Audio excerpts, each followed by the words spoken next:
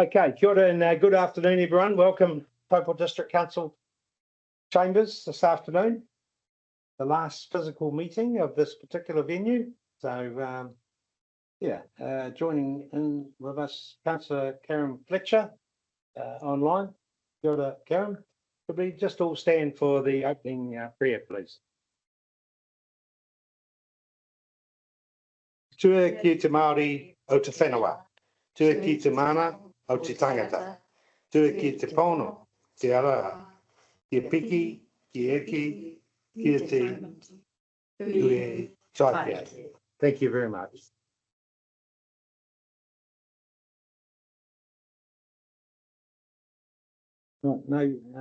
So currently online, correct?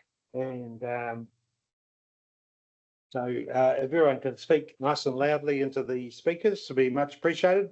Be traversing around the world today. Okay, item number 2, apologies. I have from the Deputy Mayor, who's on bereavement leave, and Councillor Fletcher's here. So apart from that, could I have a mover? Thank you, Councillor Leonard. Seconded by Councillor Shepherd to accept the apologies of the Deputy Mayor. All those in favour, please say aye. Aye. Against? Carried. Item number 3, any conflicts of interest pertaining to the items on the agenda this afternoon? Just for item number 5.2, my father is an owner in Hiruharama Ponui, and I'm a lessee from that block. Thank you very much. Item 5.2. Okay. Yeah, just to clear, no conflict of interest in item 5.1. It's transport related. I repeat again. So we'll just clarify 5.2 for Councillor Lachlan, and no, we don't have to report that. There is no conflict of interest there. So we will. Sorry, Councillor Westman. Just to mention that we are the real estate agents for Caris, who sell the Naroto sections. Okay, thank you very much. Councillor Westman. Right, item number 4.1, confirmation of minutes, extraordinary council meeting that was held on the 12th of November. Any item points of clarification for those minutes? No, could I have a mover then, please? Thank you, Councillor Lachlan, seconded by Councillor Westerman. Those minutes be accepted. All those in favour, please say aye. Aye. Against? Carried. Very good. Item number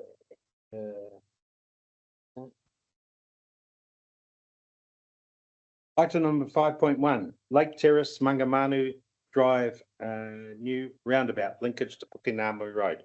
And you've got James Winchester on. And we've got Mr. James Winchester. Good to see you, James. He's our legal representative on this particular item. And Tony Howe and Roger Stokes. Right, gentlemen. The floor is yours. Kia ora, good afternoon, acting members, Your Worship. Obviously, this is we've previously spoken about this. I'm not going to go and give too much information because Roger's got a brief prepared, so I thought we'd just go straight to that. And obviously, we have the paper that's on the table from previous back in October. So Roger's just going to bring us a bit up to speed of what's transpired since then. Okay, thank you.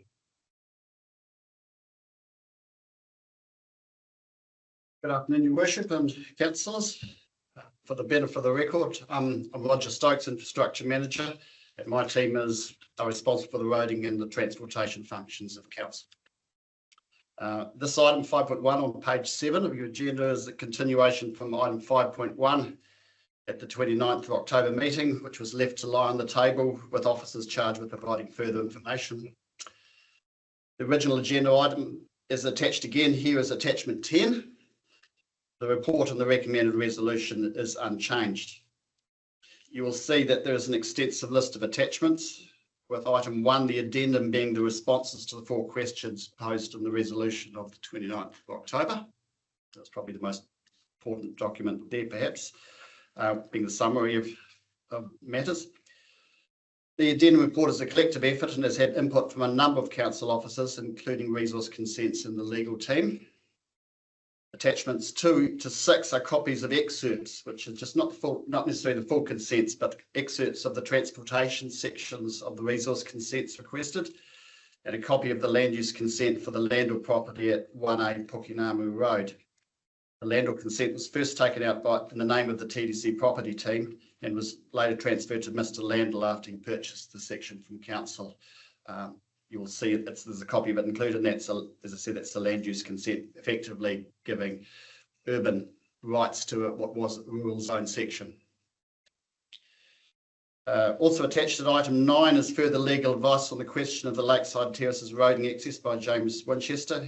As you noted, and welcome, James is online and he'll is available to assist us with questions related to that. There might be some I'm expecting in relation to that. The engineering reviews have provided the benefit analysis, which was those reviews were provided in the original 29 October item. And having that the developers fund the connection gives a high economic payback over decades to the community, which is one of the outcomes as we identified last time. Council's legal advice, further legal advice, has identified a consent obligation for council to provide a direct connection to Lake Terrace. If council decided not to connect, the legal review has proposed a potential pathway ahead, with council seeking a new resource consent to not connect, although there are potentially affected parties that may not support this. In that case, likely resulting in a limited or full public notification process where views both pro and con can be presented and heard. So, yeah, further question, you can refer to James on that. A draft resolution is proposed in both the addendum and in the original items, recommending firstly confirming connecting Pukinamu Road to the new roundabout, and secondly and thirdly some measures to address matters raised in the submissions.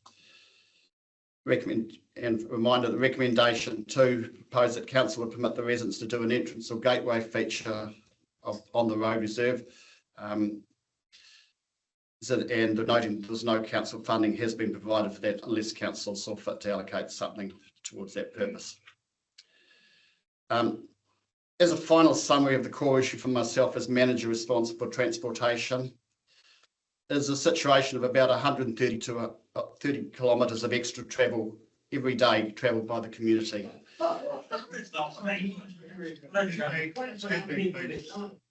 And if the opportunity is not taken now to have the Narota developer make the connection, this extra travel distance will become permanent for all future Lakeside Terrace residents.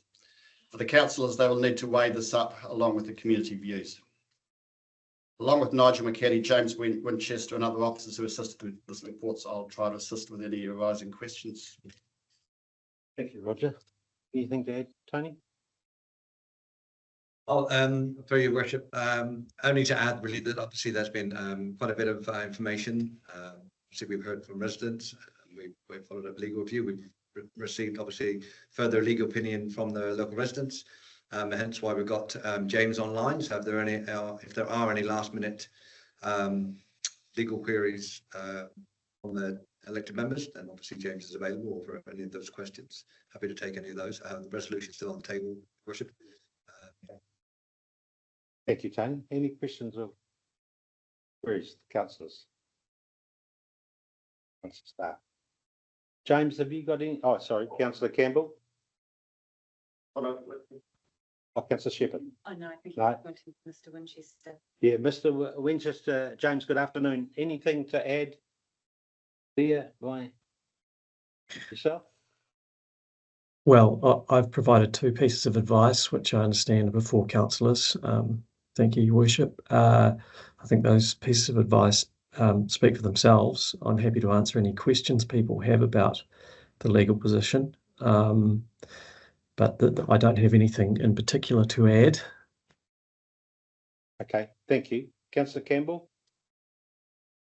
Look, I sent you lot my views quite clearly. I think it was yesterday. Yeah, look, my profession is transport, and I've worked for numbers of councils before. And yeah, I do struggle to see how we've got to this point, to be honest. I mean, my experience working in councils is we are meant to listen to residents and particularly the ones who live on the street affected. I can totally understand the recommendation if this was a green fields development and no one was living there, because it's the more obvious thing to do to connect into a roundabout that's getting built if there's no one living there. But the fact is there are people living there. They put a pretty strong view ahead, and really we're talking about 270 metres of perfectly good roadway there now, and we're talking about spending 150 grand of ratepayer money to rip it out. And I've got to say, this affects no one else but to any measurable extent. This affects no one else but the residents of Pukenamu Street, whether it's connected to Horewaka Road or direct onto Lake Terrace. Now, and I've got to say, yes, I'm struggling to see how we've even got to this point. The legal aspect of this, as far as I can tell, is, and seemingly the single reason not to do the 3-leg roundabout option seems to be the chance of litigation from someone in Lakeside against. Well, they're the ones who would only have any leeway to offer any litigation, and we've got the numbers there. I think the chances of that are extremely tiny. And I mean, honestly, when it comes down to it, if you're talking about the adverse effects on the person who's taking the litigation, that they've got to travel an extra few hundred metres a day, that's fairly trivial. It's trivial. I mean, I can't. Yeah, that's extraordinary trivial adverse effect, and I think it's if we follow through on the staff recommendation of this, I believe it's showing a disdain for the residents of Lakeside at the expense of everything else. That's my opinion. I'll probably have a few more other things to say during the discussion, but yeah.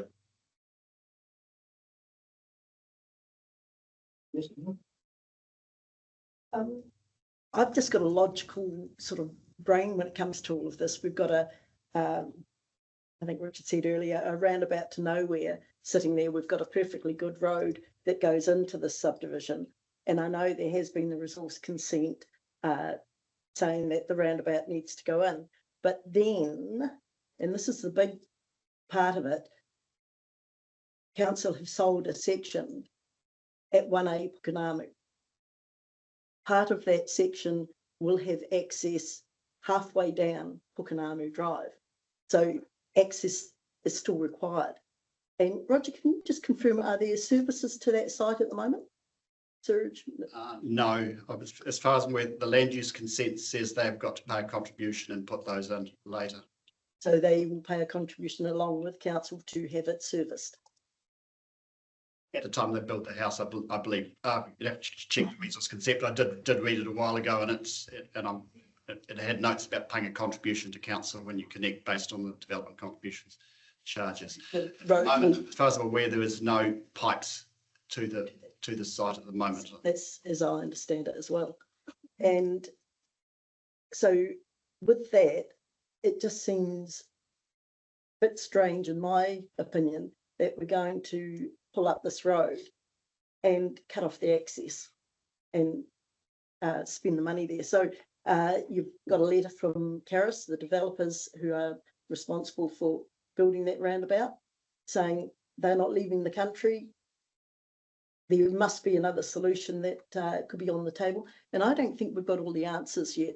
I'm just in the firm camp that, again, this should be put on hold. It's far too close to the previous meeting. We've still got some solutions that I believe are out there that will make 60 odd people down that particular road feel a heck of a lot happier by going through that process. Just Roger, just to clarify Mr. Landell's property, the access in seems to be a bone of contention. That's quite achievable. I met along with Rose, Mr. Landell on site a few months back to talk about it. he expressed his preference that he liked it the way it is with the road going along the frontage. But when we explained that it would remain as public roadway, as legally, so council would be responsible for it, but effectively we'd turn it into a driveway to his property, so he'd be the only person that would get access to it, so they wouldn't have the traffic passing his property.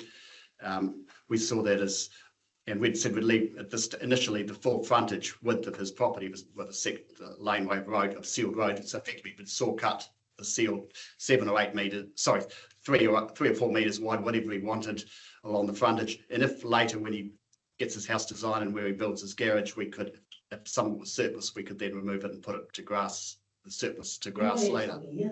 No. Sorry, no, sorry. Understanding orders. It's just that we're in committee now, so. The council would retain that as public roadway, so his driveway effectively to his property would be maintained by council as the section of public road. There's no expectation of changing the classification of the land. Perhaps on the subject of the roundabout, and the letter mentioned from Karis there that has already been triggered. They were meant to build that within 6 months of meeting the resource consent conditions. So that's effectively in a situation that we, as the addendum item mentions, we've asked them to hold off for the moment, but that is already in place in a resource consent, which isn't up for discussion at this forum. Just the other point, Councillor Westerman. access from 1A Pukenari, then if the 5-legged roundabout went in, clearly he's going to have to go all the way down Pukenari Road, turn around and then come back to be able to access the roundabout, Roger. There's no proposal for the 5-legged roundabout was one of the original ones developed back 20 years ago. It's been changed to a 4-legged roundabout with the driveway connection coming further back off it. So 5-legged roundabouts are quite problematical because there's a lot of complexity to them. They take a lot more space. So we've simplified it to a 4-leg with his connection coming off Pukenari Road itself, probably back about 30 metres back off the roundabout. Out of 5, but he's still going to have to head down the road and then come back, or he's going to have to drive over the medium strip to get onto the. No, that's just indicative. We would make sure the median strip does not block his driveway. Would be short enough to, so there'll be no obstruction. You have 2-way access to his driveway. Okay, Councillor Lachlan. Thank you. So I've read Mr. Winchester's legal advice and obviously had staff's report on this. To be honest, I was comfortable at the previous meeting that we had enough information to make this decision, and I was pleased that we've given it additional consideration, but I'm comfortable with the recommendation that's in front of us, and when we get to that place, I'm happy to move that way. Councillor Williamson. Thank you. Just a supplementary question to following up 1A Pukenari. Would be concerned that there hadn't been any advice or knowledge of the proposal and the resource consent conditions to connect to Pukenari back into 2012 and still in the water section. But my next question following up on Mr. Winchester is on just the supplementary advice on point number 19. You make reference to the unavailability of section 127 of the RMA, which basically, I quote, allows consent holder to, by definition, allows consent holder to apply for a change or cancellation of consent other than a condition of the duration of the consent. So that's not an option. But you go on to say that, so that's not going anywhere, in other words, that consent, is it? That original consent? No, the original consent, because it is a subdivision consent, when survey plans are approved and issued, the consent is exhausted and it effectively can't be revisited. And that happened, I understand, back in 2007. So there's a statutory bar on revisiting the terms of that consent. It can't be done under section 127. Okay, so obviously you go on to say that have you got that available? That section number 19 in front of you, or yes, just explain the rest yes. of it for me, please? Well, there is The a, last sentence. so that means that the relevant conditions of that consent, which are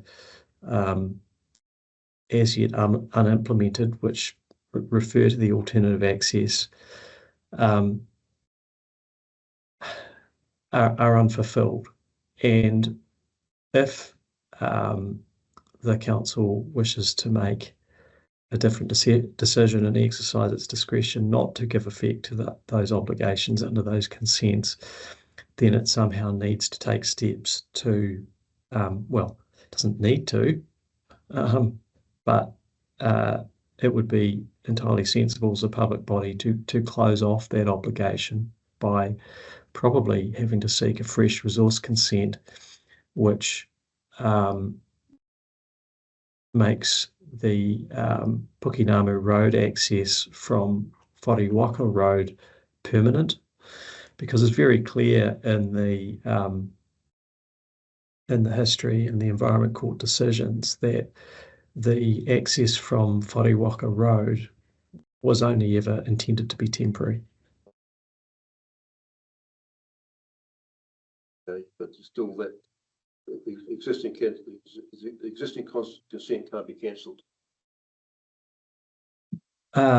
Well, it can be overridden by a fresh consent. That is the procedural way you could do it. You couldn't change the consent under Section 127. You'd have to effectively seek a fresh consent, which the details of which I would probably need to think about and give advice to Mr. Stokes.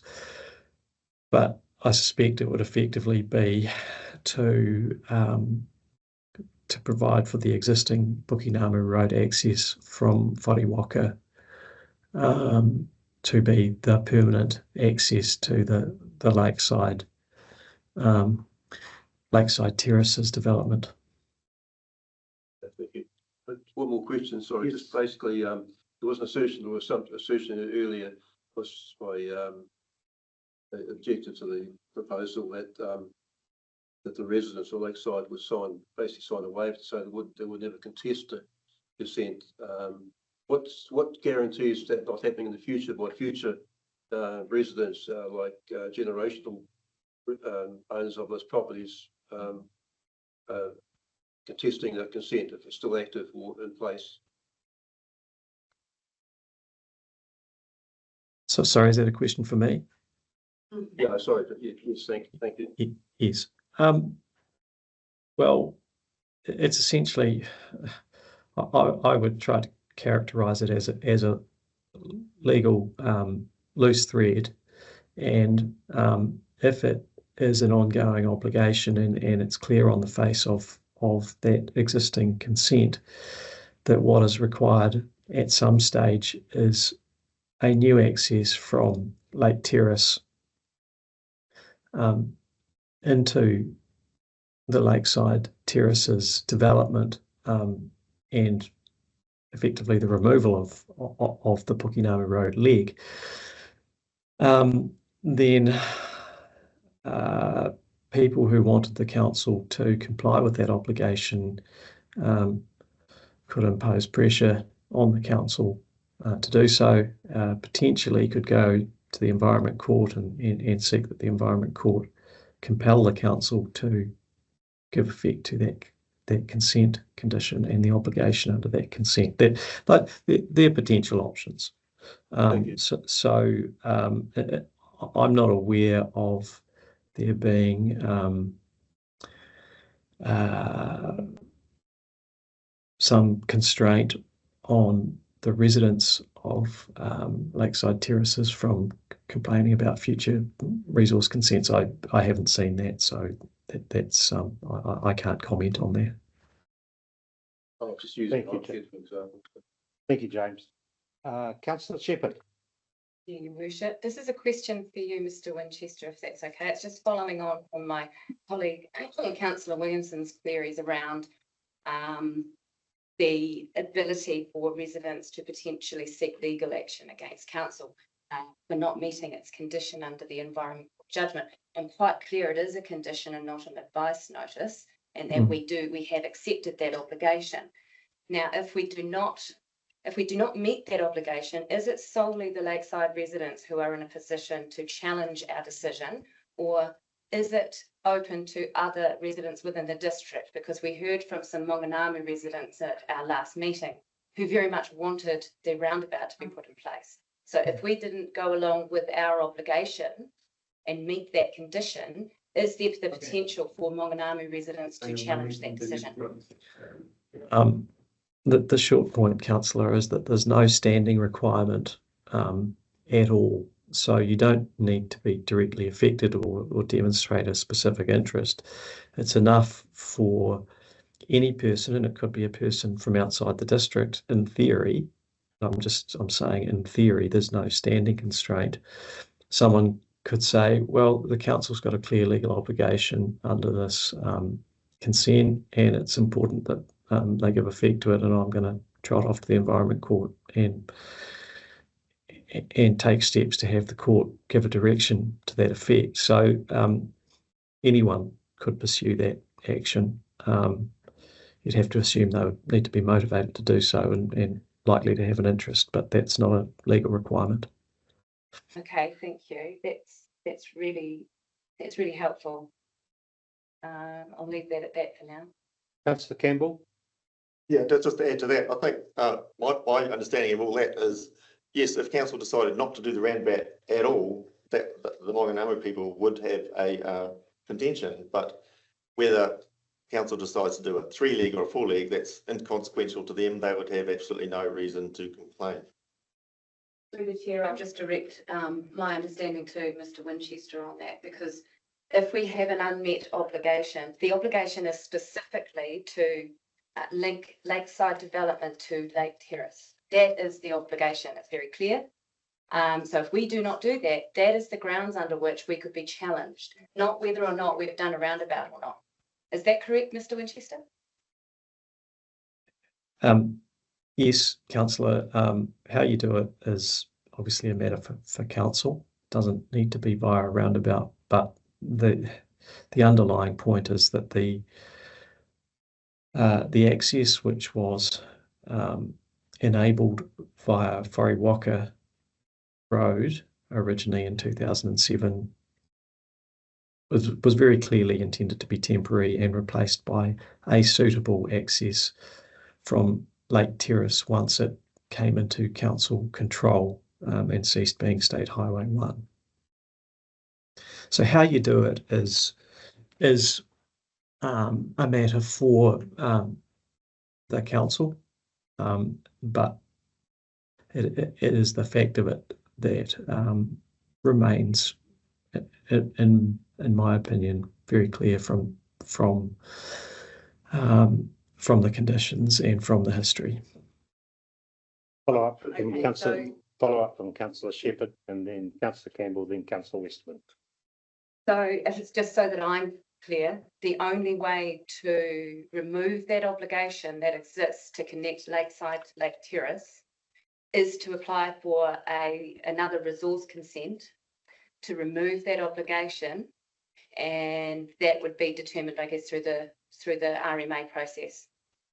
That could be challenged by the Maunganamu residents or anyone, and therefore we'd have to potentially go all the way through to the environment again. Yes, in theory, that could be the case. Obviously, the council, as the consent authority, would need to consider affected persons and whether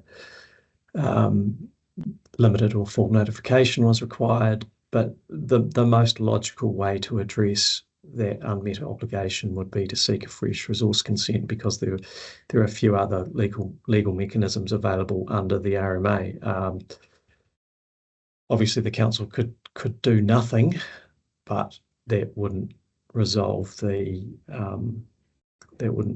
underlying issue or give certainty either way.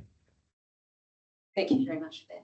Councillor Campbell? Well, I think that the waters are getting very much muddied here with legal pedantics. And honestly, if we built a 3-leg roundabout, the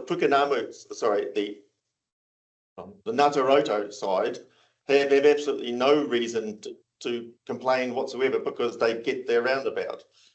And the Pukenawa people have already said 98% of them want it, do not want to be connected. So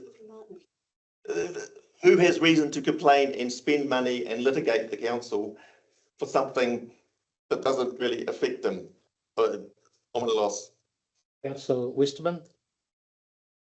Look, I just trying to avoid a bit of a disaster here, and as I say, trying to put the brakes on just so we all get some logical thinking around this. The Rainbow Point Chad Street people many years ago said that Chad Street Road is not going to join up with Pukenawa Lakeside residents, and hence the environment report, and the road did not go through. So we've got another group of residents who are going down that same track saying, look, we don't want to connect to Lake Terrace, and here we are. So there've been many variations of the resource consent before. I can't see why there couldn't be the opportunity to just review that and have that process put on the table for us to consider. Oh, no, hold on, sorry, I forgot. There is also a private road at the end of Pukenawa. You know, those people could put a gate up because it's their private road.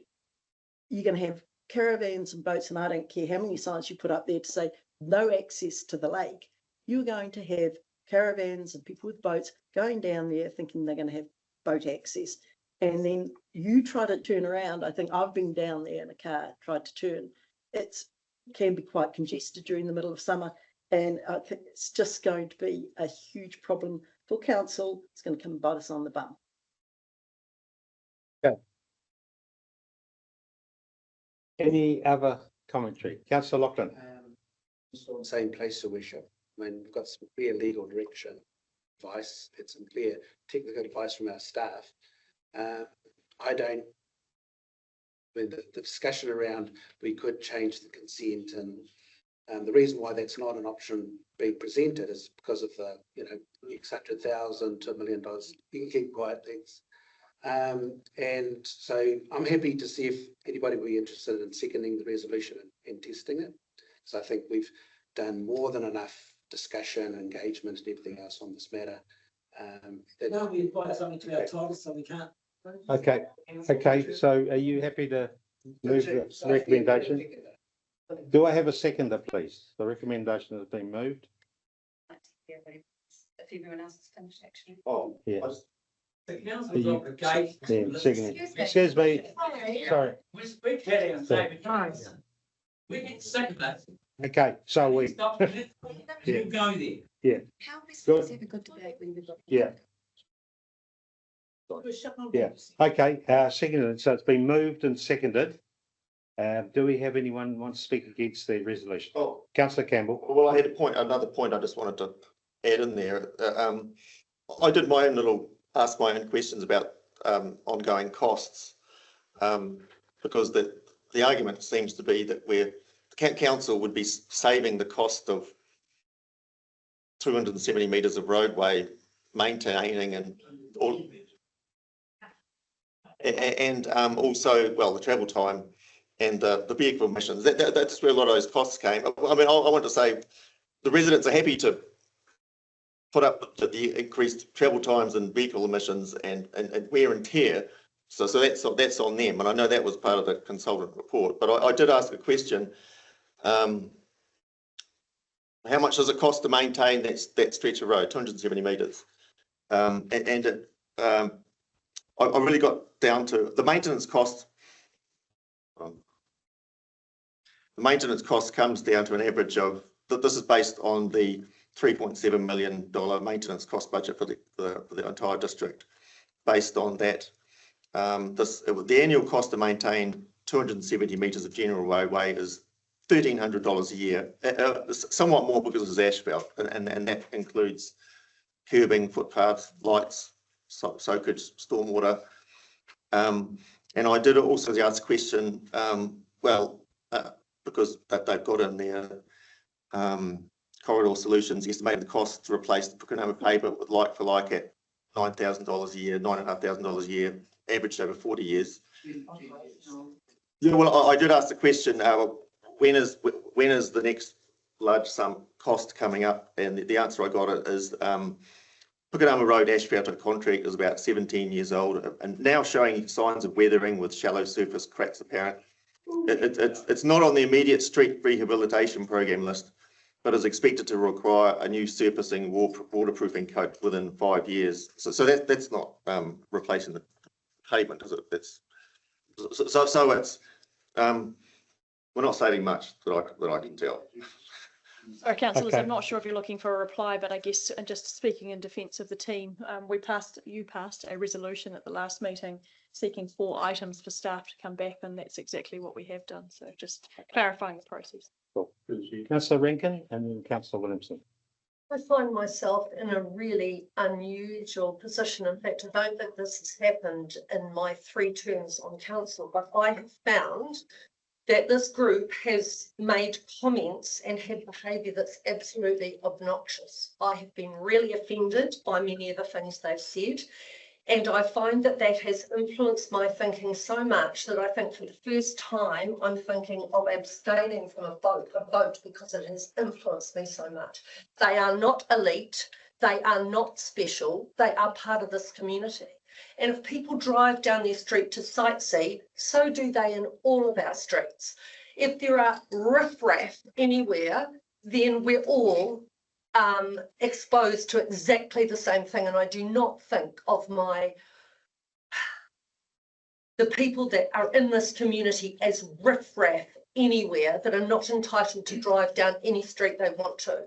And I've been so offended over a period of time by some of the comments I've heard that I really don't feel I can make a decision based on anything that's balanced, because I'm really offended. We are one community, we work together, and nobody is elite and nobody is special. And I'm sorry I feel that way, but I do. Thank you. Councillor Williamson.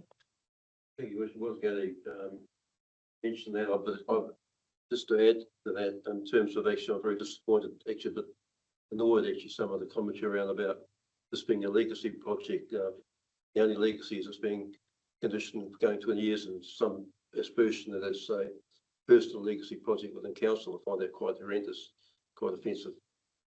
The other question is obviously, thank you for padding out your argument as well. It's totally not really the relevant part of it, but I think the other argument is obviously I still not confident that future residents, even notwithstanding that there will be some waiver signed by the current residents of Lakeside that will mitigate any potential challenge in the future.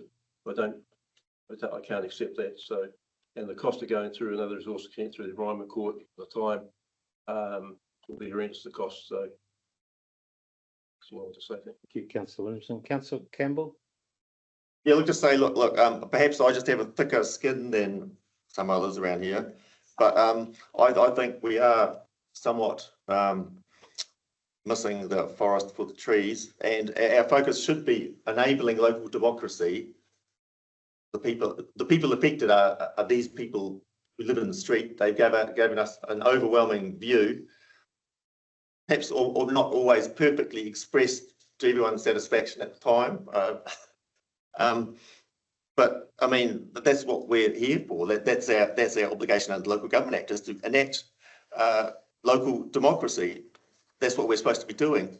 We've had a staff recommendation. I don't think it's biased enough at all in terms of the residents who live on the street are the most affected, and that's all there is to it. Councillor Park.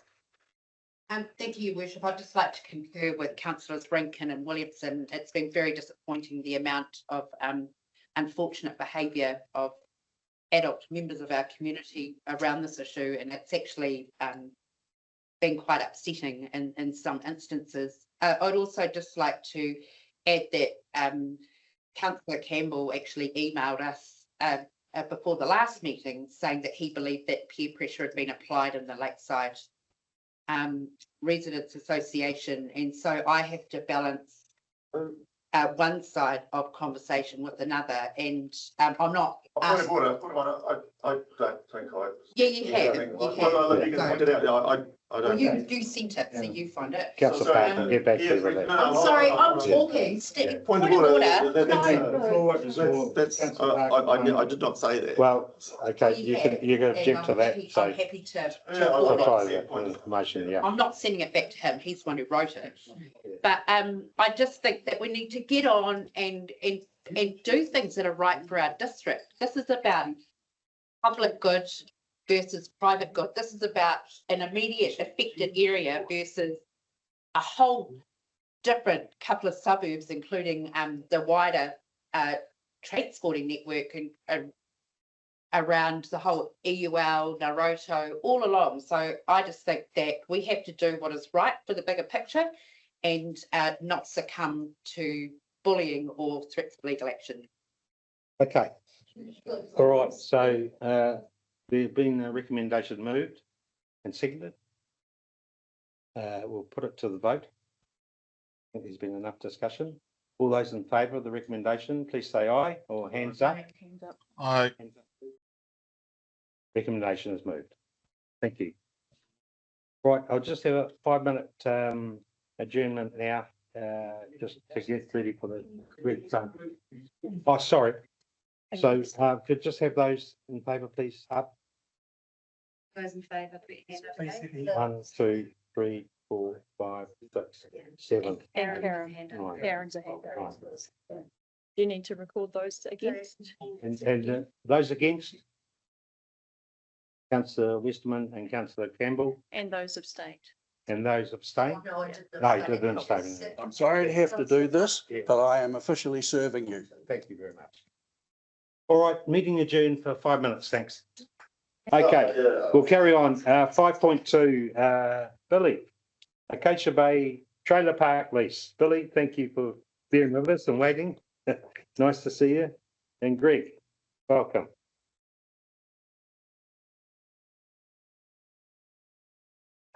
Through you, Your Worship, Kia my name's Billy V. I'm the Reserves Advisor with the Parks and Reserves team, and I'm here with Parks Manager Greg Hadley to present the Acacia Bay agenda item. So the history of this agenda item dates to the 1980s. However, I would like to focus councillors' attention to the events of 2008. So in 2008, council resolved to sign a heads of agreement to acquire a leasehold interest in lot 1 of the first attachment of the agenda. So this land is owned by Hiruharama Pōnui Incorporated, and council at the time would utilise this land to develop a vehicle and boat trailer parking area to service Whangaroa Reserve at Acacia Bay. So following the signing of the heads of agreement in 2008, lease negotiations commenced between both parties, and council paid the agreed annual fee as stated within the heads of agreement. So my understanding is the lease negotiations concluded in 2023, hence the backdated lease commencement date of 1st of January 2023, as stated within the recommendation of the agenda. So following the conclusion of this 15-year lease negotiation, it was requested that an updated resolution sought from council. I'd also like to quickly speak to the financial considerations of the agenda. So under the heads of agreement, council agreed to undertake the cost of development of this parking area. And in 2010, a resource consent application for construction and use of a boat trailer park was lodged by council and granted. I believe this is attachment 5 of the agenda. However, a subdivision consent is required because the lease term exceeds 35 years under the Resource Management Act. The application fee for council to process a subdivision consent starts at a minimum of $3,000. Unfortunately, a surveyor has not been approached to survey the land requiring subdivision. Therefore, I cannot provide the exact cost for this expense for council to consider. But sorry, yeah, I'm happy to take questions. Sorry, I should have. You're okay. Councillor Leonard, thanks, Billy. To not have to activate the subdivision clause, what would the tenure of the lease be?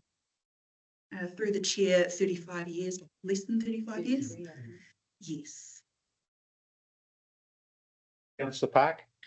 Yeah, thank you. Just leading on from Councillor Leonard around the term of the lease. I'm not sure, I wasn't clear whether this is considered under the Resource Reserves Act. If it is, then there's a whole procedure. So therefore, the 38 years, 10 months is where's that from? Is that what has been requested? I believe that's what was negotiated over the past 15 years. That's where they got the 38 term. Oh yeah, but it's not the Reserves Act because it's Māori land. Sorry. Right, gotcha. Thank you. Cool. Councillor Campbell? Question, I was looking at this interesting looking at the plan of 2010, the partial site plan, and it just shows page a lot of parking spaces for boats. It looks really good, but it's obviously not like that on site, and it's not marked or anything. Yeah, it is. Yeah, It is all marked. Oh, sorry, I was looking on Street View and I couldn't quite see through there. Is it marked like this? Oh, okay. You go out there, each park is individually marked. Yeah. Oh, okay, sorry, I missed that. Is it, and it's all asphalted? Oh. Well, how's it marked? How are these parking spaces marked then on? Sorry, Billy, the whole area is marked, but not individually, is it? Yeah, no, they are individual. Are they? Okay. What's the surface? Through you, Mr. Chair, the section down here at the far east of the site, with the parks going this way, that's a sealed area. Yes. And those are line marked.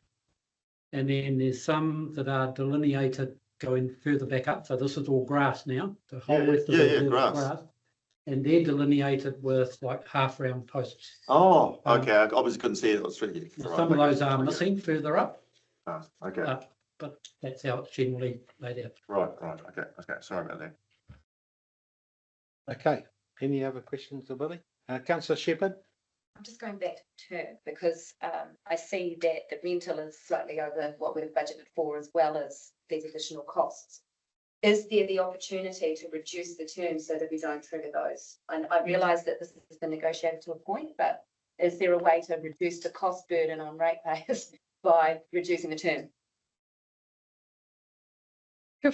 Chair, sorry, can I quickly talk to the council solicitor? Hopefully, Karen, do you want to answer that?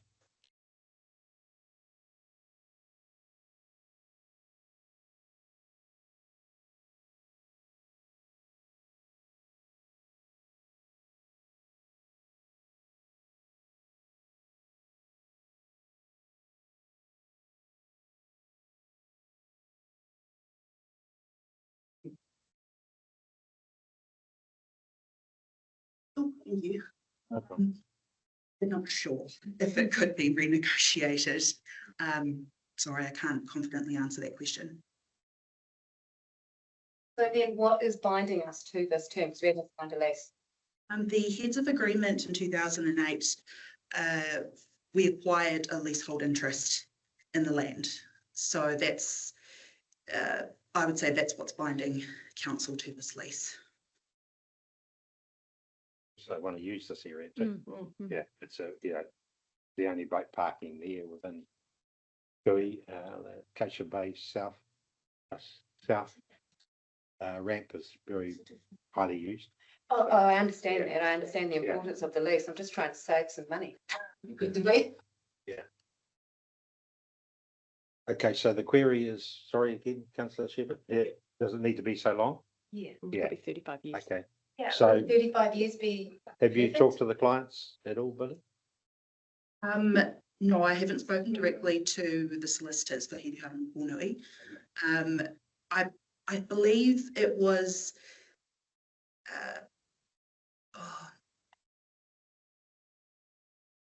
discussions could be had following this meeting if it was adopted, if this lease was granted. Yeah. Kind of as it is, if that's the case. We change the recommendation slightly then, if you want to suggest. that's what is decided amongst the. Yeah, so look, it's up for council debate, but what we could do is amend the resolution if that was the will of council to say this term or shorter term if subject to further negotiations, just to get some certainty. I feel that this has been a matter that's been outstanding for such a long time. To be able to progress it would be great. It is a really valued community facility, but subject to council's views, we could change the resolution. Just have the current resolution up on the screen. Can we just clarify again, the length to not have to go through the consenting process was 33? 35. 35. So 35 is. But I suggest that we take it back to 35 years.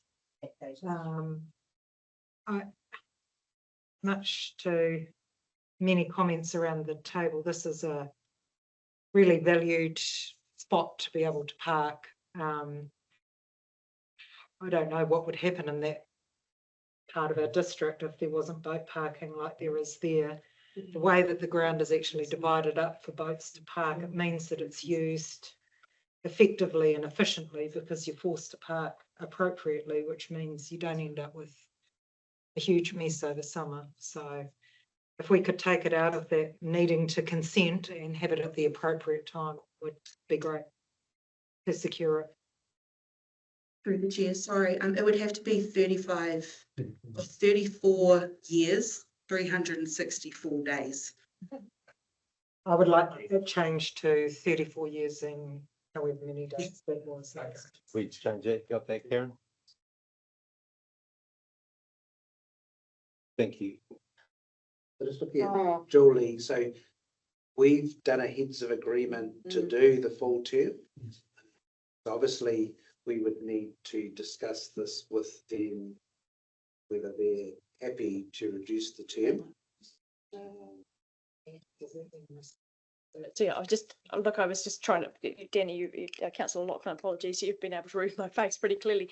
What I would appreciate is some ability to perhaps enable that to be delegated to staff. So some ability to negotiate the full 38 years or ideally 34 years and 364 days and perhaps give me delegation to sign that off so that we did not have to return to council if that was possible. Okay. Chair, I note in the heads of lease that the term requested and agreed in the heads of lease is 51 years, 364 days. It doesn't, I can't see where that date begins from, the commencement date of that term. So I guess that's what it would be. Probably from the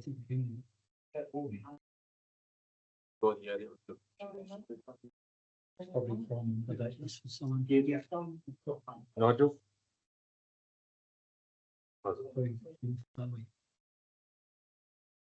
Nigel McKelly.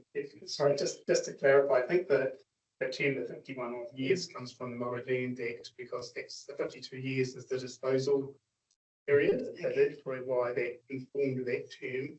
The RMA talks about leasing for a term of more than 35 years. So it could be, the resolution could say for a term up to 35 years. Yes. That's okay. Thanks. Cool. All right. Okay. So suggestion was to change it, is that not? No. We'll go delegate the discussions. Oh, delegations, yeah. So should we change that wording to incorporate it for? Isn't it just that we support and delegate the authority to our CEO? Yeah. Okay. Yeah. But what about the times? Yeah, so you're giving me that delegation to be able to resolve the timing. So, yeah. Yeah, as long as it gives you the ability to renegotiate that term, but also meet that term if required. Over. Yeah. Are we changing the periods? For a period of 34 days, 34 years, 364 days. 364 days, isn't it? Had it been a roundabout. Okay. Are we going Wilkeston? backdated. It just negates the actual whole issue of the 3 years if you're gonna. Yeah, just can we, I was just about to say, can we just simplify it? I think this discussion has been recorded, so for I guess from a minutes perspective and a discussion perspective, this is recorded. If you're comfortable in simply giving me the delegation to negotiate the term, then I'm entirely comfortable to take this forward. Okay, so take the time frame out of it.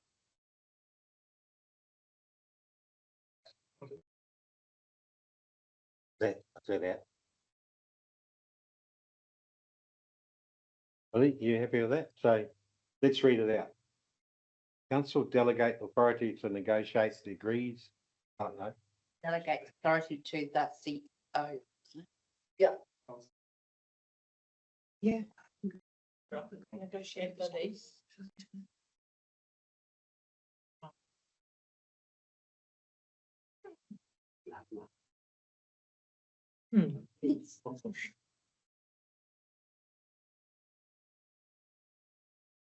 You still want to up to 38 years, no?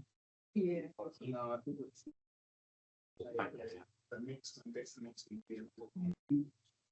Clear in the heads of agreement. I'm comfortable.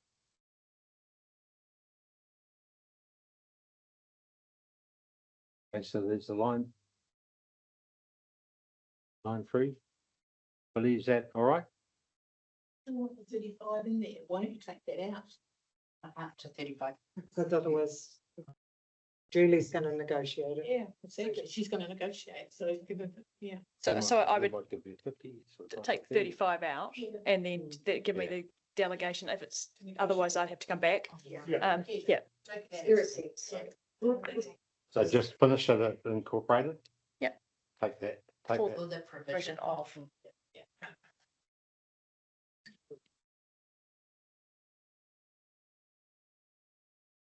And then we've got discretion on the term. Can you actually delete that? Oh, sorry.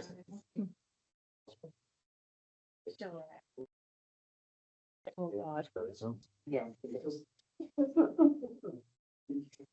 Right, that's cool.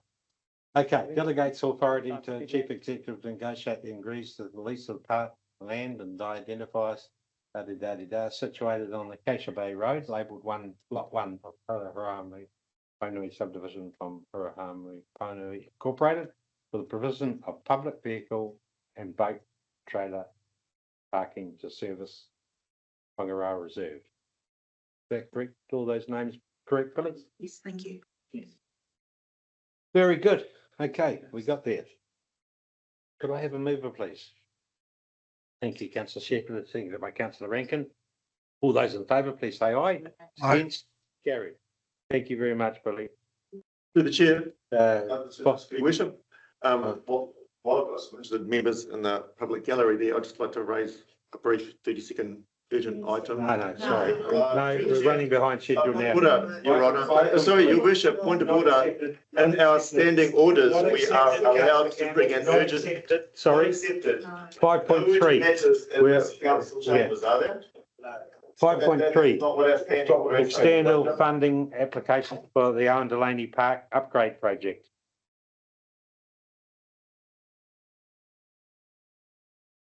Right, good afternoon. Thank you for waiting. This is exciting. Right. So thank you for your time today, Your Worship and councillors. As you know, one of the hats I wear at council is working with our teams to think a bit differently about how some of our projects are funded. One of the projects that we are working on at the moment is the Owen Delaney Park redevelopment project, and I'm here today to seek your approval that we can apply to 3 different community funds in the new year to support delivery of this project. So those funds are the Lottery Community Facilities Fund, Grassroots Trust, which is a gaming trust, and Pub Charity. I'll take the rest of the paper as read. I'm happy to answer. Thanks, Brian. Councillor Leonard and then Councillor Loughlin. I'd like to move that we do that, and I'd like to say a huge thank you. It's so exciting to see all of this stuff coming to fruition, and nothing but hard work to you guys, and yeah, this makes me super excited to see. Thank you, Councillor Leonard. So with a grant the size of, 500,000, you have a more engaged sort of pre-applying sort of process. So we're engaged.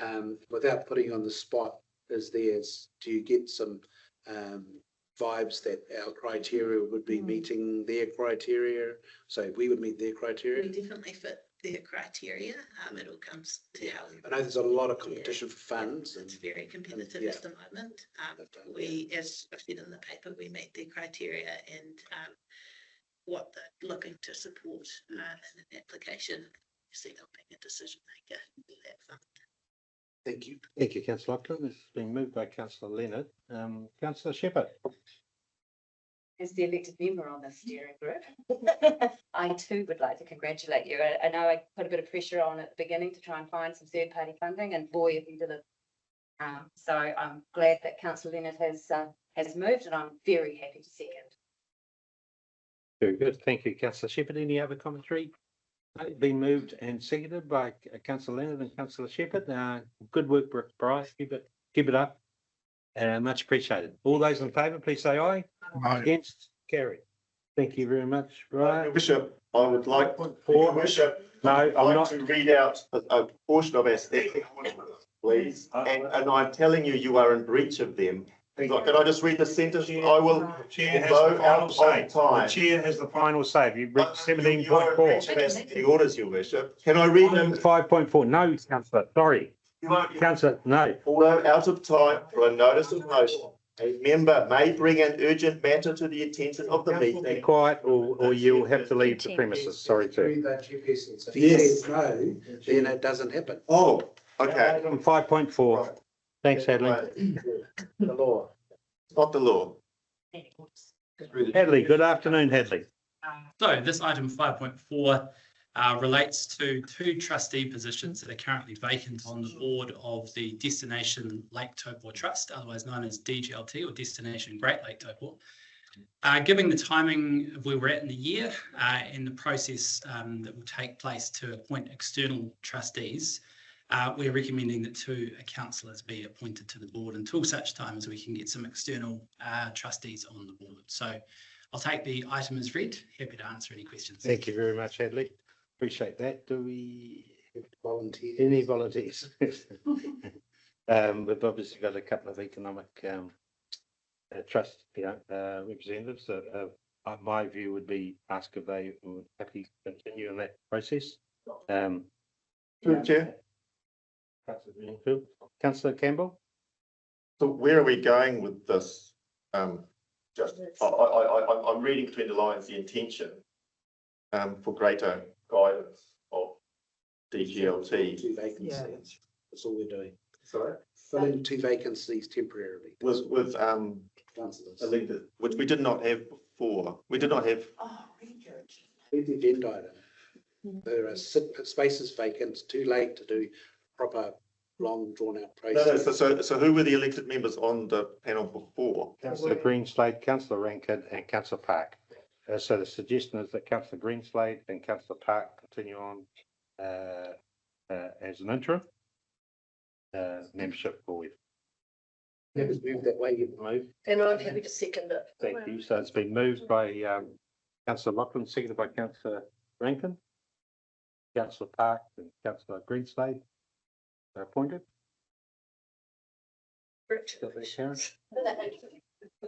All those in favour, please say aye. Aye. Against, carried. Right, item 5.5. Waikato Heads of Agreement. Tony, Joe. Good afternoon, team. Good evening again, Your Worship, members. Okay, so the paper in front of you is, I'll just give the highlights and then we can get down to any technical questions you've got. Obviously, Joe is very much close to this. In fact, she's living and breathing it. Wakes up every morning just delighted to be involved in this project. Good on you, Joe. So, look, We've had several workshops. We've spoken about this regularly around the chambers, and this paper is really just continuing with the process of signing up for recommendations around delegating the chief executive to sign up to the heads of agreement. There, as we've explained previously, it's non-binding. There are on ramps and there are off ramps, and it's important that we continue to participate. And it gives us an opportunity to actually help co-design what this might look like. But at the same time, just draw your attention to the water services delivery plan that we have to submit to the DIA next year by September. And this is an option associated with when we will be going out, when we submit to DIA, our options around delivering of water services into the future. This is one of those options. Oh, sorry. You don't have to repeat. You don't have to repeat. I'm not going to repeat all that, thank you, Your Worship. Gosh, it sounded quite good. No, I've completely lost my train of thought. So basically, long and short of it is that this is us continuing in that process that we're currently in. And like I said, it's an option. This is one option that we're exploring as part of our service delivery plan. And Joe, would you like to add anything to that? I'm good. That's basically it. But if there's any questions, we're happy to answer them. Thanks, Jane. Councillor Lachlan? Overall, we've had quite a lot of discussion, and more importantly, we've had some good engagements with some of the stakeholders. So I'm clear that we need to engage and keep our options open, and so I'm happy to move that way. Thank you, Councillor Lachlan. Councillor Campbell and then Councillor Greenslade. Well, so you got my communication from the Waikato District Council. Yeah, I thought that was an interesting conversation I had with them, and I gleaned that they are, in some ways, from my perspective, quite comparable to our situation. A whole bunch of water plants and stuff, but he seemed to infer, because their decision seemed to be, as far as I can make out, although it's a little bit convoluted, either joining with Hamilton or this Waikato water done well, and he was inferring that I think he said he's already got his. It's all about the money. How much is it going to cost the ratepayer? He basically wants to compare. It's about comparing the two forecasts. So he seemed to have I think he had the numbers from the Hamilton lot, but he hadn't had the numbers from the Waikato water done well lot. So I suppose when are we going to get to compare the numbers between the options? Because at the end of the day, that's what it's all about, isn't it? So the modelling is happening at the moment, and hopefully in the next matter of weeks, should get the numbers from the Waikato. Just to be clear, this decision is about keeping open the option of having an alternative to our current arrangements. We may not decide to pursue the Waikato even as our final option, but we just need to, that's representing the alternative, which is staying in-house, to what it would look like as a joined up approach. So yes, definitely when we make the final decision, we will definitely get into all of those numbers, because we understand that's a really key part of the decision making, but that is, at the moment, we're just continuing with the path. But that should be coming, we're planning to consult in March. We need that information as soon as we possibly can. So we're working extremely hard to get hold of what that modelling looks like. No, I just got the impression that he was either had half the information and was only missing a little bit more, and I don't know whether they're more advanced in their financial forecast. I don't know, but yeah. Councillor Greenslade. Thank you, Bishop. The decision on this particular piece of work is going to be probably the most important decision that this council is going to make in its period of reign. It's a very complicated situation for all of us. And interestingly, when I first arrived on council, I was asked to make a decision very similar to this, but it came from a different political perspective. So what I would like to actually, and I've read this very carefully and also done some homework on it, and very aware of the fact that you're talking about this is not binding. So I'm always up for voting for non-binding situations. That's the best place to be, always at the table. My question to you is about the process that you're going to follow in March for the public consultation. To me, it's a very, very important question. And I looked at the consultation process that you followed for the long-term plan, where you reached out deeply into all of your communities and made sure that people were engaged as much as they possibly could. And I want to know what sort of a process you've got in mind for your public consultation in March. Through the chair, thank you, Councillor Greenslade. Obviously, it's not a long-term plan, and we have a very tight time frame. So we're working on finalising a comms plan, how best to get that information out into the public space. I don't know whether Joe's got anything from our working. We've got internal working, we've got a steering group, we've got an internal working group, and a lot of that information is going through those work streams. And look, just to reiterate that we've got a very short turnaround on developing that information and getting it out there into the public space, and then having to have a decision by council by June. Thank you for that, Tony. But I am acutely aware the decision for this is going to be required about 1 month before the election in September. And again, I just would like to encourage you very strongly. I mean, I'm thinking particularly about my area of the district, which is slightly isolated from this area. And in my experience, unless we actually physically reach out to some of our communities, these sorts of things just seem to pass them by. So again, just encourage on consultation. So, Williamson, sorry, you've been waiting that long. Thank you, Chair. Just what Tony said. We couldn't hear Tony. Well, yes, it's very tight, you know, like I say, very compressed time frame.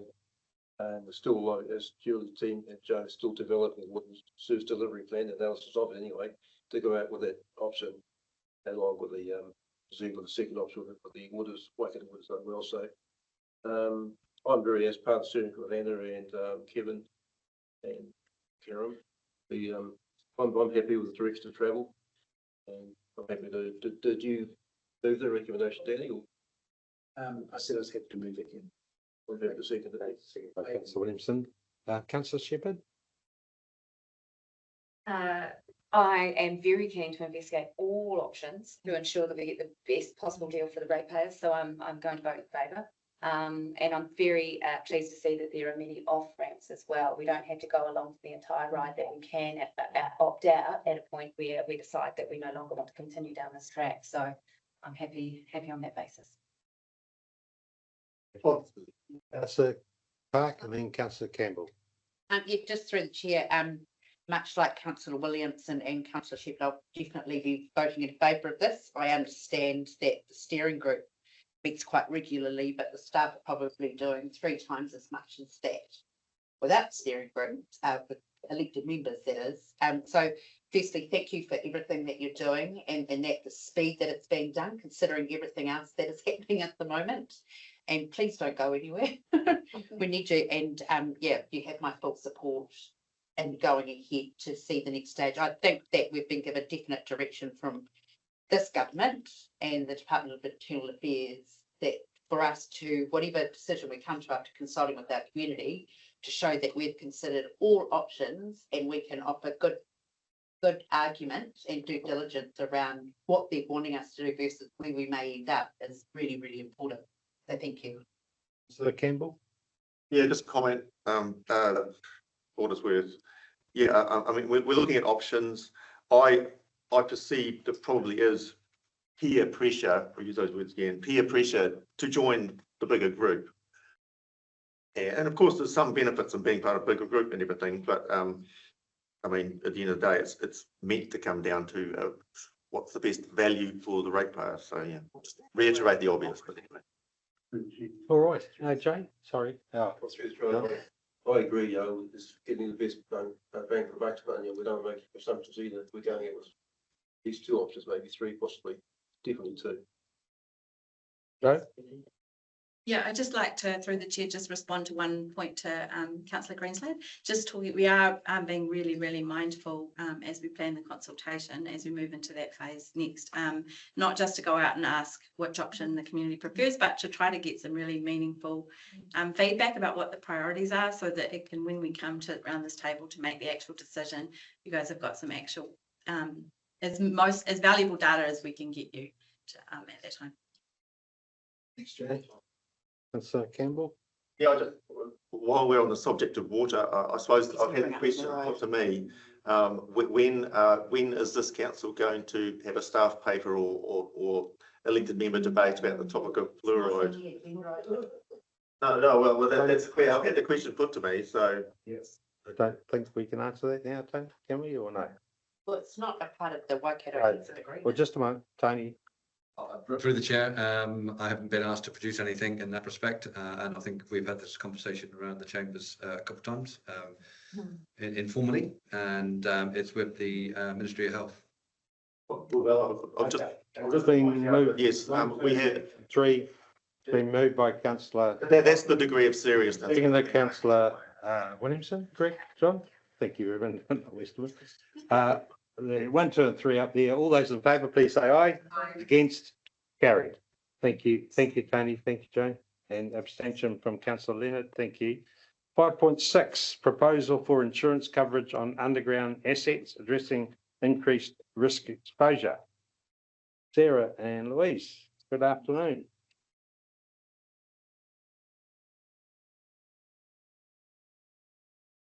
Afternoon, ladies. Thank you for waiting. Talking, you or me? Insurance. Here I say it. Yeah. Technical paint this one, so bear with me while I try and wade through it. In short, we're not too bad a position, or haven't been, I suppose, with insurance, but the landscape has changed recently. So what we've observed is that we've had increasing, as you know, quite high inflation, and that's resulted in increase to our asset values. We effectively haven't had our self-insurance fund, the TAL fund, to keep up in terms of inflation. Added to that, through this renewal process, we have seen caps put on us by the international insurance markets with respect to professional indemnity and public liability insurance. So what we're seeing is an increasing risk exposure, basically. So one of our concerns is if we don't do something about this, we end up in a potential situation after a major catastrophic event where we've used all of our debt funding, all of our headroom, all of our surpluses, all of our TAL fund potentially, and still need some additional funding.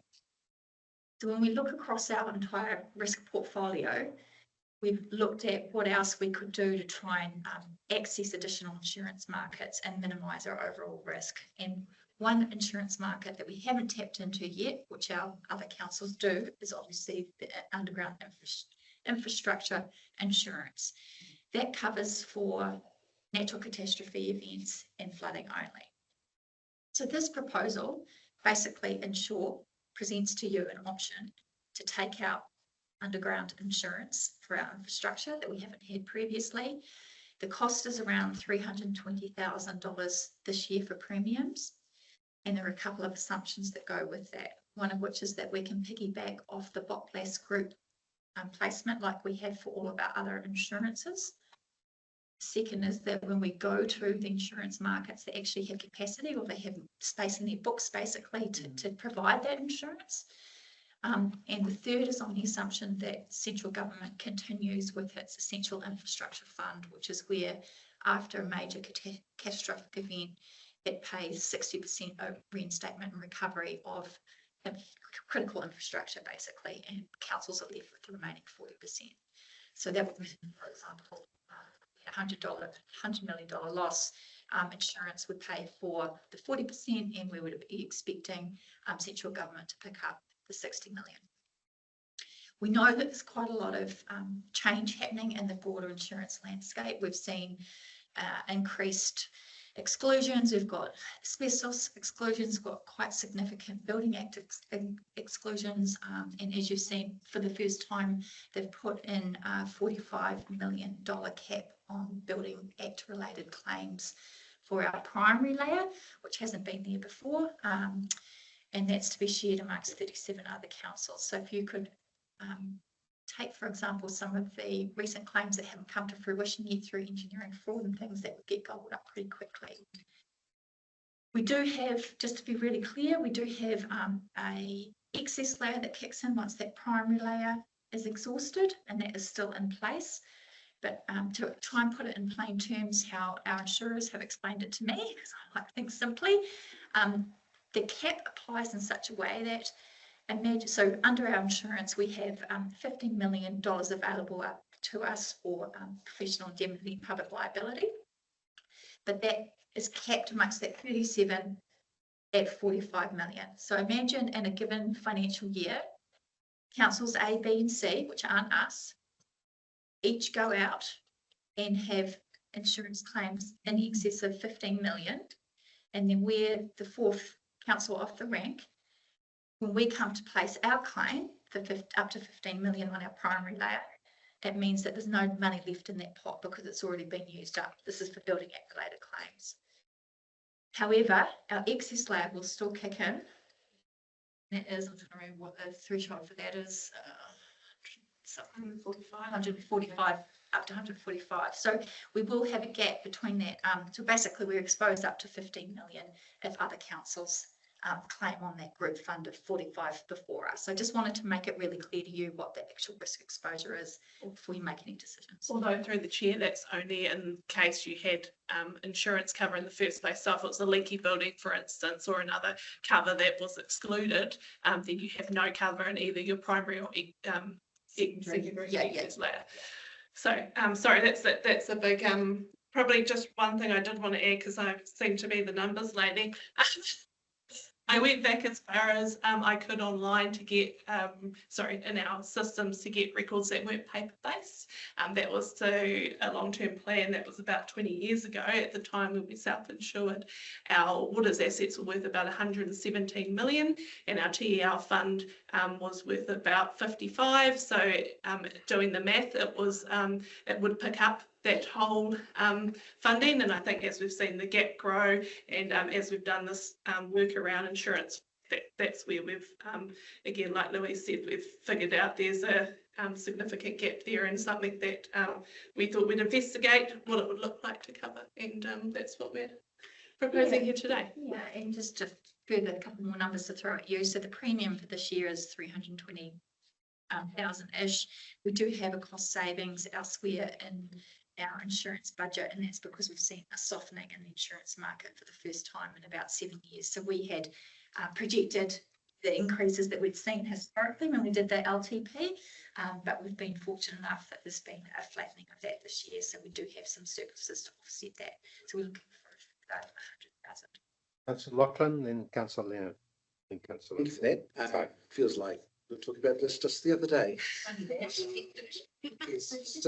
So that's pleased that you covered off how this gets allocated again if there are other councils and things. That's very, very helpful. It was just more around just the long-term plan. So this won't be in the long-term plan. Would we need to just high-level annual plan, or do we just do it? How would we make it work? So through the chair, we don't believe it's a significant change to a significant activity. From a budgeting perspective, it is very little in scheme of our entire insurance budget and in our entire waters operational budget as well. From a financial strategy perspective, we do mention the self-insurance in the TL fund, but given our self-insurance as a whole has increased, we're looking to decrease and offset that. So I don't believe that's a significant change to your financial strategy either. I actually think it's probably more in support of what the financial strategy is trying to achieve, and hence why, again, we brought this option here today. So Leonard? Just a point of detail. Do we go to the international insurance markets, or does somebody do that on our behalf as part of the BOPLAS?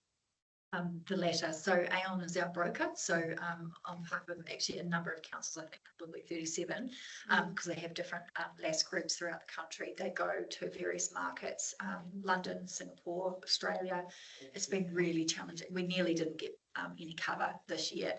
So they worked pretty hard to get that. Some other brokers, as you've probably heard earlier in the year, were unable to successfully cover liability cover for their clients. So I think we've just seen in international markets is quite vulnerable in the local government sector here.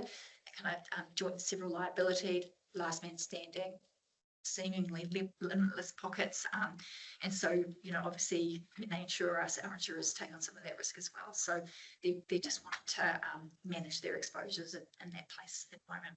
Councillor Park, then Councillor Greenslade. Oh, yeah, thank you, Worship. Yeah, I'll be supporting the staff recommendation. Listening to Matthew from Aon speak yesterday about the international markets, and especially around, you know, if we are in that hot place shared services situation, the better bang for buck we get for joining other councils, with seems like a no-brainer for me when you look at 100k on one side of the seesaw and 522 million on the other. Budgeted money, that is, anyway. Also the divide between the TEL fund and the underground infrastructure, the gap is massive compared to what it was. Also with, speaking to Sarah about this morning, with the national seismic hazard model data that's being provided, it actually doesn't really include the Hikani subduction zone work done by East Coast Labs years ago that GNS have picked up recently, and it's more of a threat to us than probably a Christchurch earthquake in reality. So yeah, I'll be supporting this and actually happy to move it, Your Worship. Thank you very much. Councillor Greenslade. Thank you, Worship. Just a couple of questions, and I'm just looking on page, is it for us? It's 106. I was surprised to see that we actually own our vehicles. So we don't lease our vehicles. No, okay, that's interesting. Did Aon initiate this, or did we? Through the chair, it was most definitely us. We did a paper to risk and assurance 2 meetings ago in relation to what our insurance gap was. We've had a couple of Lagoima requests in the meantime from different agencies. We're also aware of the work going on at local and central government level. I know central government are looking at challenges around that insurance gap for them as well, and looking at how they can make insurance sustainable in the future. And I believe the minister said that they were looking to come up with a solution with local and central government, which again, putting one and one together, I expect means they're looking at the 60% funding they provide us. So we know the market potentially will have challenges going forward, and we just thought it was a good opportunity and financially prudent in this current state to have a look at what our options were and if this was viable.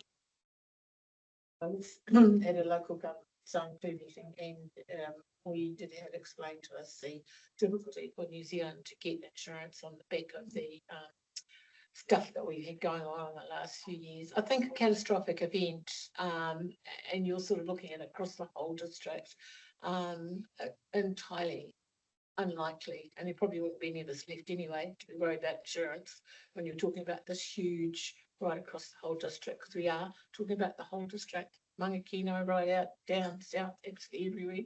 Yeah, I think it's a stretch, to be honest. Councillor Williamson.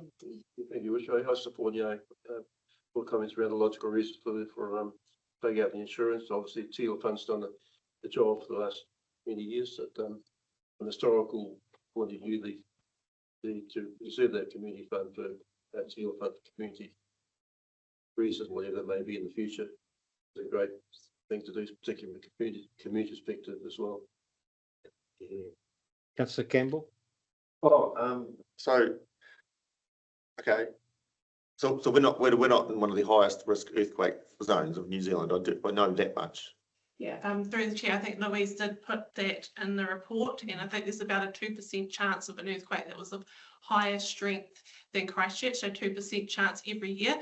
Putting that in perspective of our premium, it would take 600 years to build up enough premium that in the TL fund to cover a catastrophic event, and so the chances are, if you look at the 2% a year times 600 years, that insurance does make logical sense, not to mention the other reasons around financial sustainability. Oh, I was going to say 2% is like 1 in 50 years. Yes, 2% chance every 50 years of a really significant. Yeah, not every year. Yeah, every 50 yes. Oh, right. Okay. Let's go. Okay. Okay. In Christchurch, just okay, things have changed since Christchurch, but how did they feel? Who paid for all their stuff? Were they insured? Do you know? I mean, did the government did we all pay for Christchurch? I mean, and if so, if something really bad happened to us, might that happen again, or is the landscape changed? Or Yeah, right. Can I see your tea leaves? Yeah, through the chair, look, I wouldn't like to comment on the state of their insurance or the size of it, but the central government did put in substantial amount of recovery, billions of recovery. we all pay for it. We pay for it. Taxes. Yes, so that's exactly what central government's looking at, as to saying that the options going forward are unsustainable. So again, if you have a look at central government's 12, I think it's called the Forward Work Programme for Local Government, insurance is one of those things. Yeah. No, I'm just saying, if we didn't do this and something really bad happened, okay, we'd be stuffed for a time, but what I'm trying to get at is someone out there is going to come to the rescue and we can. No. So, yeah, through the chair, central government, I do not believe paid the 40%, and I would have to. I don't want to. Sorry, the 60%. I would. No, the 40%. Yeah, 40%. Yeah, no. I believe Christchurch City, it costs them a lot. If you have a look financially, it was quite a lot on there, and I believe they had insurance, but I don't want to be quoted saying that. No, it's not for you to have to explain that either. For me, Your Worship, it's about not just risk, but being prudent in terms of our approach to everything else as a councillor. So I'm happy to support it. Yeah, I think it is. As it be pointed out, it's not massive premiums compared to what we pay, even just for vehicles. But yeah, it's we're mitigating quite a significant gap in the event that we have an earthquake. So we have earthquakes all the time, just not big enough to.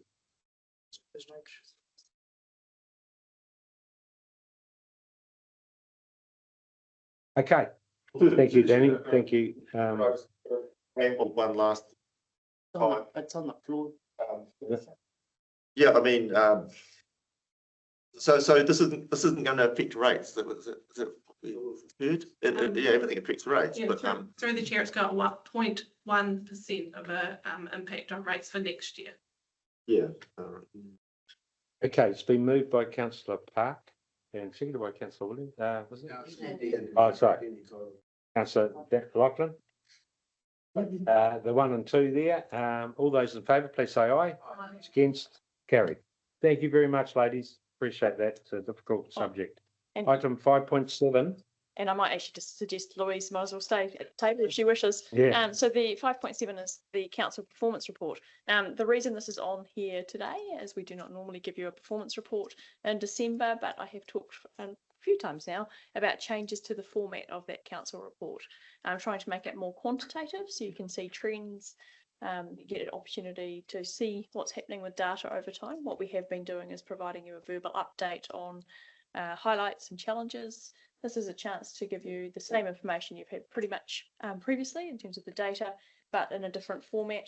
It's here for your consideration and any feedback, and noting that we'll refine this as we move forward, but this would be the sort of more of the format you would see going forward into next calendar year. Okay. Any comments? Any questions or comments? I did just acknowledge, so by asking Louise to stay at the table, that's because Louise has been doing this work. So just thank you to Louise for her work on this. Very good, guys. Okay, is everyone happy with the new format? Councillor Greenslade? Thank you. I'll make my feedback privately to Julie. It's not necessary to do it. But I did just want to ask her about or ask both of you really, about the mayoral task force for jobs and Turangi and how that's going recent. Through the chair, so it's going very, very well. Obviously, we've got quite constrained timeframes in terms of having less than 12 months to be able to put 20 into jobs. We've currently got 2 with around 5 others who are just trying to break down some barriers such as transport, as you're very aware of, to get jobs. We met with Ministry of Social Development last week, And we've kind of been given the green light to, I guess, spend more of the 185,000 that we've got there. So we're currently just working with Gina, who's facilitating that piece of work with us, to essentially spend the money to break down the barriers a lot quicker to get more people into jobs. So a really good example is Ruapihu Outline Lifts got jobs for the summer season up around Ruapihu, but Arangatani can't get the mountains. But otherwise it's going very well. So we expect to see probably another 5 million. Thank you very much. That'll be the Hardy annual Kids on Rise and Transport. Well, can we use some of that funds for transport them? Through the chair, yes, we can. So Yeah. an example there is we're actually looking to use a local company to hire vehicles to be able to then use them, or to just get drivers to drive people up and down the mountain. Okay, thank you. I believe we should include Councillor Greenslade in anything going forward actually too on that For the driver. subject. Yeah. Perfect. Dennis could be driver. Nothing to add.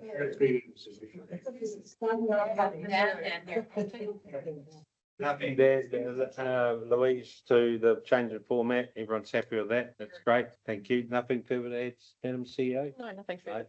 Cool. Thank you very much. Okay, so there's a resolution there that we information contained in the performance report going forward. Do I have a mover, please? Councillor Shepherd, seconded by Councillor Williamson. All those in favour, please say aye. Against? Carried. Thank you very much, everyone. We return next week, don't we, for another go? So we just have a final karakia. I believe your son in the back there, Councillor Shepherd. Don't embarrass him. We're not allowed to. We're not allowed to embarrass you. Sorry, mate. But thank you for coming and observing. Great, good to have you here. Oh, really? Just a double embarrassment. Good on you. Good to see you. Sorry that stand you up. Okay, final karakia. For this room. Yeah, this room. Unia te rete o tēnei hui. Kia wate e ranga. Kia wate e raro. Fine. Thank you very much, Councillor.